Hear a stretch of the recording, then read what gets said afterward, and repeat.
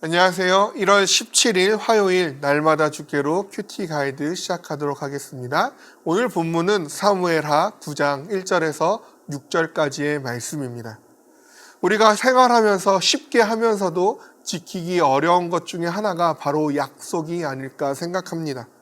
식사 약속, 가족 간의 약속, 거래처와의 약속 등 우리는 많은 약속을 하며 살아갑니다. 약속을 하는 목적도 다르고 대상도 다양합니다. 그중 어느 약속은 너무나 중요한 약속들이 있는가 하면 또 어떠한 약속은 상대적으로 보다 덜 중요하거나 덜 시급한 약속들도 있죠. 더군다나 그 중에 어떠한 약속들은 우리가 잊어버린 채 지내기도 합니다. 그러나 약속은 지키기 위해서 하는 것이고 우리가 그 약속을 기억하여 지킬 때에 상대방과의 관계의 신뢰와 책임을 다하는 것이 되겠죠. 오늘 본문에서도 약속에 대한 이야기가 등장하고 있는 것을 보게 됩니다. 관찰 질문 1번입니다. 다윗은 누구를 생각하여 사울의 가족을 선대합니까? 1절을 보시면 내가 요나단으로 말미암아 그 사람에게 은총을 베풀리라 라고 말합니다. 다윗과 요나단은 우리가 알고 있다시피 목숨보다 더 소중히 여기는 더 서로를 깊이 사랑하는 우정의 친구의 관계입니다. 다윗은 온 이스라엘의 왕이 되었고 안으로는 지금 언약궤를 예루살렘으로 이미 옮겨왔고 밖으로는 블레셋과의 전쟁에서 어디로 가든지 이기게 하시는 그 하나님의 은혜로 말미암아 블레셋을 완전히 물리치고 평안한 상태를 찾게 되었습니다.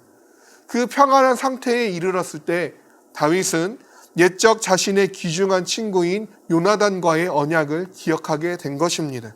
그 언약의 내용은 사무엘상 20장 15절에 등장하는데 여호와께서 너 다윗의 대적들을 지면에서 다 끊어버리신 때에도 너는 내 인자함을 내 집에서 영원히 끊어버리지 말라라는 그 약속이 그 언약의 내용이 되어집니다. 다윗은 요나단과의 이 언약을 기억함으로 사울의 가족을 지금 선대하고자 하는 것입니다. 이를 시행하기 위하여 사울의 집에 있던 종인 시바를 찾아내었고 시바를 통해 사울의 집에 남은 자를 찾기를 애쓰고 있는 것이죠. 관찰 질문 2번입니다. 시바를 통해 알게 된 사울의 가족은 누구입니까? 3절을 보시면 하반절에 요나단의 아들 하나가 있는데 다리를 저는 자이니이다 라고 소개하고 있습니다. 그리고 그의 이름이 5절에서 소개됩니다. 사울의 손자이자 요나단의 아들인 무비보셋이라고 소개되고 있습니다. 이어 관찰 지운 3번을 봅니다. 무비보셋은 어디에 살며 그의 상태는 어떠합니까? 먼저 무비보셋이 지금 거하고 있는 곳은 로드발 암미엘의 아들 마길의 집이라고 소개되어지고 있습니다. 로드발은 요단강 동쪽 황무지로 알려져 있습니다. 아마 누군가가 무비보셋을 그곳으로 인도하여 그곳에 살게 하였을 것입니다. 또한 암미엘의 아들 마길은 도망 중인 다윗을 선대했었던 부자로 알려져 있고 무비보셋을 돌봐준 사람입니다. 결국 무비보셋은 요단강 동쪽 황무지에 살고 있는 그 마길의 집에서 지금 마길의 보호를 받으며 살고 있는 것이죠. 그런데 문제는 무비보셋의 상태가 그리 좋지 않았다라는 것입니다. 그가 정상적인 상태가 아니었다라는 것이에요. 앞서 말한 것처럼 그는 지금 다리를 절고 있기 때문입니다. 그가 다리를 절게 된 이유는 무엇입니까? 이스라엘 전투에서 사울과 요나단이 사망하게 됩니다. 그 사울과 요나단이 사망한 당시 무비보셋은 5살이었고 목숨을 건지기 위해 유모와 도망치다 그만 떨어져서 다리를 절게 된 것입니다. 문제는 당시 장애를 가진 자는 하나님의 저주를 받은 자를 의미했다라는 것이죠. 몰락한 왕가의 후손이자 다리를 저는 하나님의 저주를 받은 자로서 무비보셋은 그의 삶을 염려하고 있었다라는 것이죠. 그의 삶이 얼마나 비참하고 얼마나 힘겨웠을 것인지 우리는 이 부분을 통해서 유추해 볼 수 있을 것입니다. 그런 그에게 다윗은 요나단과의 언약을 기억하여 하나님의 은총을 베풀고자 하는 것입니다.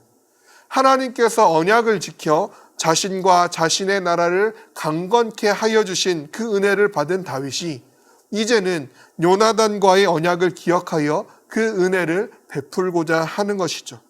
이는 하나님의 은혜와 사랑을 받은 자의 삶이 과연 어떠해야 하는가를 우리에게 보여주는 매우 모범적인 본이 된다고 말할 수 있을 것입니다.